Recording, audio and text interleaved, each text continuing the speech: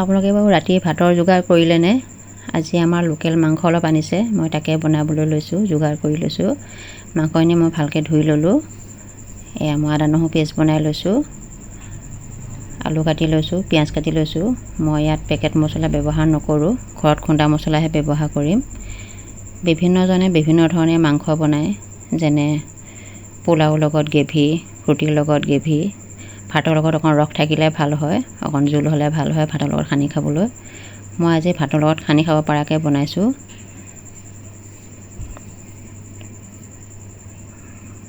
মই মাংসত বা বেলেগ মছলা কিবা বস্তু বনালে পেকেট মছলা ব্যৱহাৰ নকৰোঁ, ঘৰত খুন্দা মছলাহে ব্যৱহাৰ কৰোঁ।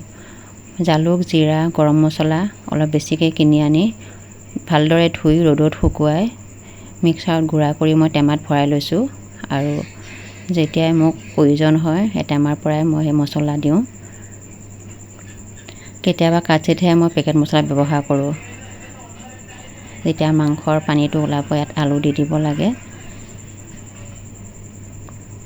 এতিয়া মই অলপ পানী দি সিজিবলৈ দিম।